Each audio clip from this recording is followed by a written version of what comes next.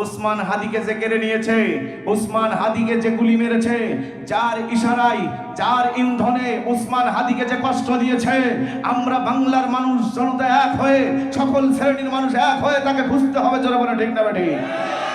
না হলে বাংলাদেশ আর নিরাপত্তার মধ্যে থাকতে পারতেছে না। জোরে বলে ঠিক না বেঠিক?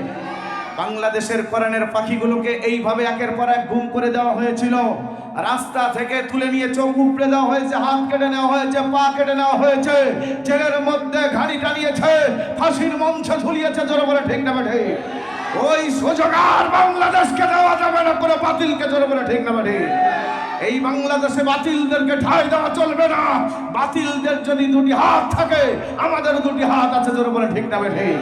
আমাদের হাত হয় তাদের পক্ষে, তাদেরকে বাতিলের পক্ষে আমরা থাকবো না, আমরা হকের পক্ষে থাকবো। এই জন্য হকের পক্ষে যদি আমার হাত চলে যায়, আমার জীবন চলে যায়, মাথা চলে যায়, রক্ত চলে যায়, আমরা রাজি আছি। কারা কারা যে ওসমান হাদি তুমি মরনি, শহীদ হয়েছো তুমি এটাই জানি। জোরে বলেন আল্লাহু আকবার। ওসমান হাদি তুমি মরনি, শহীদ হয়েছো তুমি এটাই জানি। বাতিলেরা তোমাকে গুলি করে, তবু বাতিলেরা তোমাকে দেখে ভয় করেছে। জোরে বলে ঠিক না বেঠে? এই জন্য মুসলমান মনোযোগ দিয়ে শুনে নেন। ওই হামজালা চলে গেলেন যুদ্ধের ময়দানে। যুদ্ধ করতে করতে যখন হামজালার জীবনকে কেড়ে নিল কাফেরেরা, এমন সময় যখন সংখ্যা গুনতে গুনতে পেয়ে গেল ৭০ জন শহীদ হয়ে গেছে। এইভাবে শহীদের সংখ্যা একজন যখন আর পাওয়া যায় না, তখন হযরতে হামজা রাদিয়াল্লাহু আনহুর স্ত্রী বিশ্ব নবীর কাছে যে পর্দা সুন্দর করে যে বলল, নবী গো, আপনার ডাকে এই যুদ্ধের ময়দানে আমার স্বামী হামজা এসেছিল, সে তো গোসল করে আসে নাই, এই অবস্থা হয়েছে, তার যদি পান তাহলে তারে গোসল করায় আনিয়েন, কারণ সে যদি শহীদ হয়ে যায়, কেউ যদি তারে মেরে ফেলে। আমার সঙ্গে ভালোবাসায় লিপ্ত ছিল, যুদ্ধের ডাক শোনার সঙ্গে সঙ্গে সে আর আমার কাছে থাকে নাই, আমার কাছ থেকে বিদায় নিয়ে চলে এসেছে। দেখেন আমার স্বামী কোথায়, আমার হামজালা কোথায়? হামজালাকে যদি পেয়ে যান তাহলে তারে গোসল করায় নেবেন। এবার খুঁজতে বলল আমার দয়ার নবী, মায়ের নবী, বিশ্ব নবী জনাবে মুহাম্মদ রাসূলুল্লাহ সাল্লাল্লাহু আলাইহি সাল্লাম বলল, আমার সাহাবীরা দেখো ওই হামজালা কোথায় আছে দেখো। আল্লাহ তাআলা রব্বুল আলামিনের বান্দারা খুঁজতে খুঁজতে পেয়ে গেল একটি পাহাড়ের চূড়ায়, এবং পাহাড়ের চূড়ায় পাওয়ার সঙ্গে সঙ্গে দেখলো ওই হামজালার শরীরটা ভিজা। আল্লাহু আকবার বলেন। স্ত্রী বলছে গোসল করায় নেবেন, নবীকে আমার বলতেছে। এবার আল্লাহ তাআলার বান্দারা মনোযোগ দিয়ে শুনে নেন। হামজালার শরীরটা যখন ভিজা, সারা শরীর ভিজা, চুল ভিজা, এই অবস্থায় বিশ্ব নবীর কাছে যখন আনলো, ওহী চলে আসলো আমার নবীর কাছে।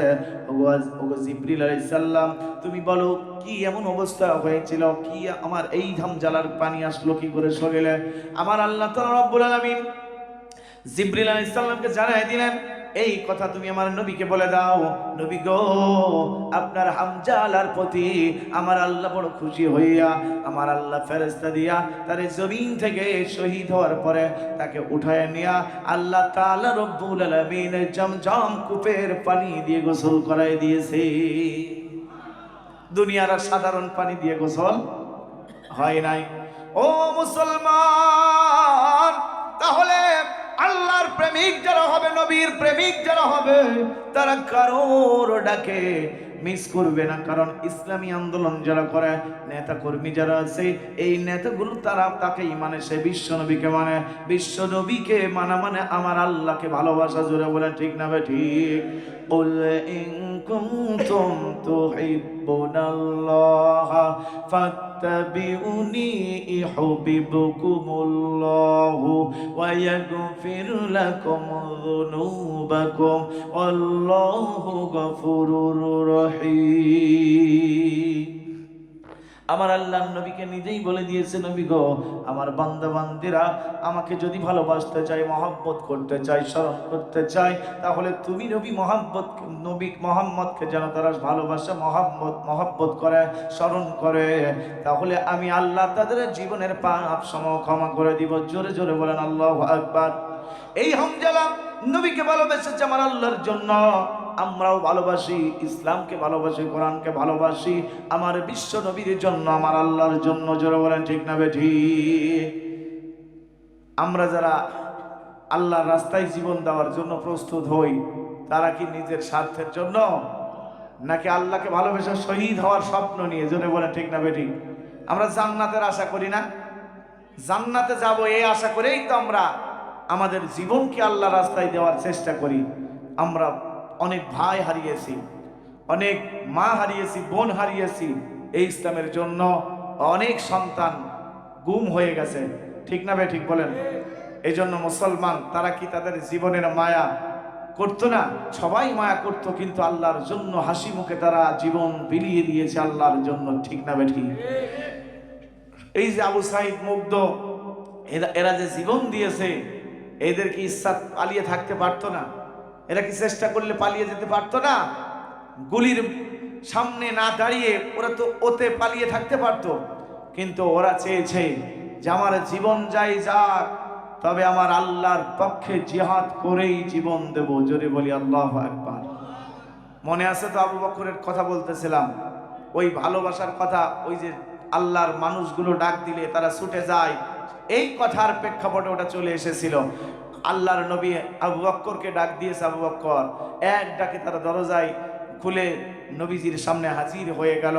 তাহলে ও মুসলমান, তাহলে আল্লাহর নবীকে আবু বকর কত ভালোবাসতো, কি মহব্বত করতো, কারণ ইসলামের মধ্যে আবু বকর পুরোপুরি ভাবে দাখিল হয়েছে, পুরোপুরি ভাবে প্রবেশ করেছে। জোরে বলেন ঠিক না বেঠিক? তার দুনিয়ার আর কোনো চিন্তা আর ভিতরে কাজ করে নাই। তিনি চিন্তা করেছে, আমার নবী যদি ডাক দেয়, ওই নবী যদি কষ্ট পায়, তাহলে আমার আল্লাহ কষ্ট পেয়ে যাবে, আর নবী কষ্ট পেয়ে গেলে আমি আবু বকর বড় গুনাহগার হব, হাসরের মাঠে আমি আসামি হয়ে যাব, না জানি সেদিন আর কোনো আমার উপায় থাকবে না, আমার জাহান্নাম হয়ে যাবে। জোরে বলেন ঠিক না বেঠিক? এই চিন্তা ভাবনা যদি আমার আপনার থাকে, তাহলে ও মুসলমান, আমার আপনার কাজ হবে ইসলামের পক্ষে থাকা। জোরে বলি ঠিক না বেঠিক? আল্লাহুম্মা সাল্লি আলা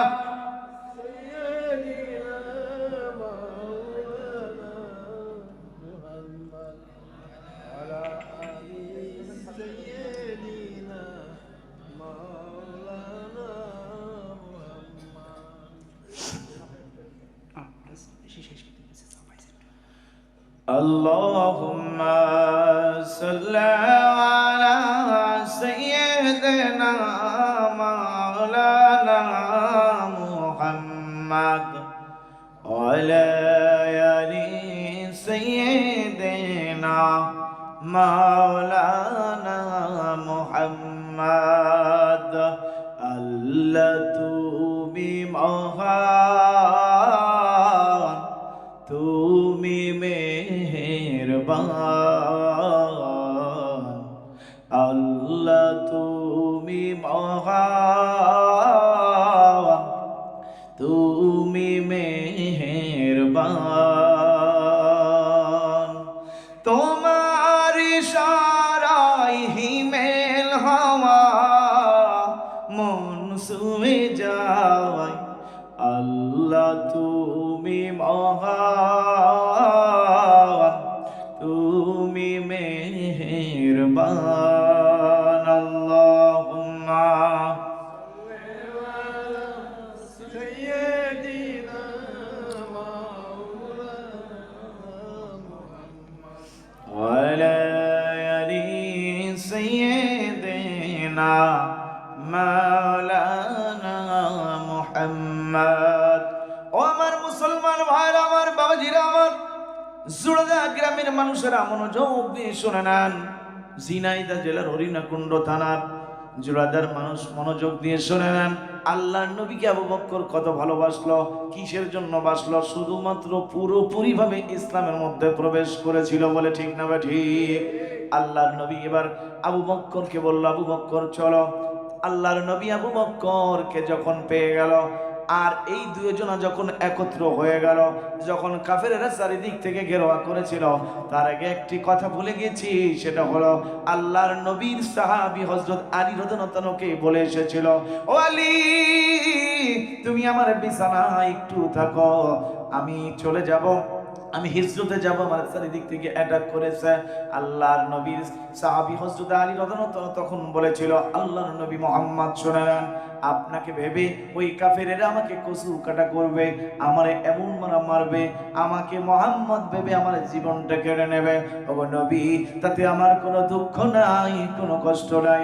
আল্লাহর নবী ভেবে যখন আমি আলীকে যখন মেরে ফেলবে, তখন আমি আমার আল্লাহর নবীর জন্য, আমার আল্লাহকে ভালোবেসে, নবীকে ভালোবেসে যখন আমার জীবন দিতে পারবো, তখন আমার নিশ্চিত জান্নাতি হয়ে যাব। তারাও দ্বিধা করে নাই, আলীও দ্বিধা করে নাই। ইল্লাল্লাযীনা আমানু ওয়া আমিলুস সালিহাতি ফালাহুম আজরুন গায়রু মামনুন।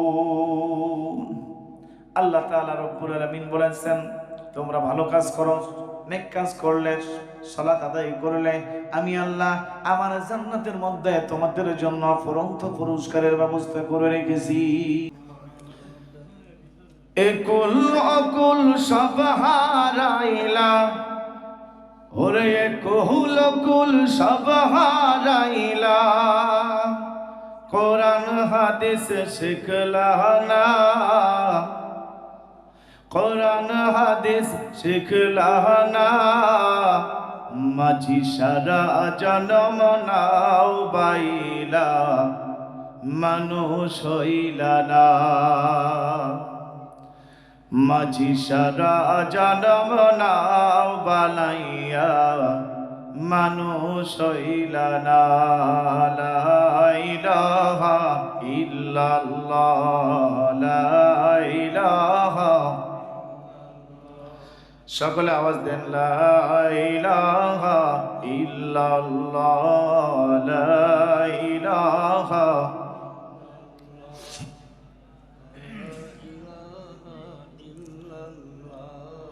লা ইলাহা ইল্লাল্লাহ, লা ইলাহা।